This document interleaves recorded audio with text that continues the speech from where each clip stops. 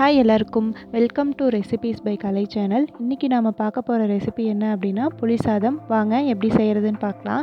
அதுக்கு ஃபஸ்ட்டு நான் பெரிய நெல்லிக்காய் சைஸ் அளவுக்கு புளியை ஊற வச்சுக்கிறேன். இப்போது இந்த சாதத்துக்கு ஒரு ஸ்பெஷலான மசாலா ரெடி பண்ண போகிறோம். அதுக்கு 2 ஸ்பூன் அளவுக்கு வர கொத்தமல்லி சேர்த்துக்கலாம், 1 ஸ்பூன் வெந்தயம், 1/4 டீஸ்பூன் மிளகு, 1/4 டீஸ்பூன் சீரகம் சேர்த்துக்கலாம். இது கூட 2 வரமிளகா, 1 கொத்து கருவேப்பிலை சேர்த்துக்கலாம். இது எல்லாம் நல்லா வறுபட்டதுக்கப்புறம் ஒரு மிக்ஸி ஜாரில் சேர்த்து ஒரு ஃபைன் பவுடராக அரைச்சி வச்சுக்கலாம்.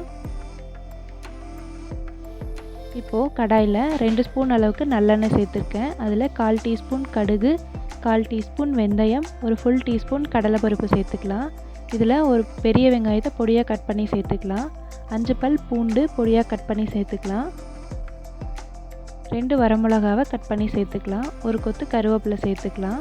இந்த ஸ்டேஜில் நான் வறுத்த நிலக்கடலை சேர்த்துருக்கேன். இது எல்லாம் நல்லா வதங்கி வரட்டும். வெங்காயம் நல்லா வதங்கினதுக்கப்புறம் நாம் கரைச்சி ரெடியாக வச்சுருக்கிற புளியை இதில் சேர்த்துக்கலாம். இதில் 1/4 டீஸ்பூன் அளவுக்கு மஞ்சள் தூள் சேர்த்துக்கலாம். 1/4 டீஸ்பூன் பெருங்காயத்தூள் சேர்த்துக்கலாம். இந்த புளி கரைசல் நல்லா கொதித்து வரணும். இந்த ஸ்டேஜில் நம்ம அரைச்சி வச்சுருக்கிற மசாலா பொடியையும் சேர்த்துக்கலாம்.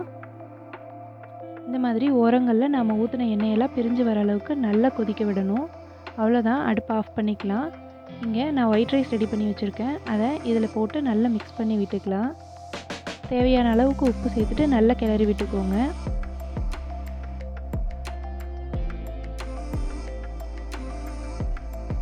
அவ்வளோதான், ரொம்பவே டேஸ்ட்டான புளி சாதம் ரெடி ஆகிடுச்சு. இதை பேக் பண்ணி ட்ராவலுக்கு எங்கேயாவது எடுத்துகிட்டு போகிறீங்க அப்படின்னா வெங்காயம் மட்டும் ஸ்கிப் பண்ணிக்கலாம். நீங்களும் ட்ரை பண்ணி பாருங்கள்.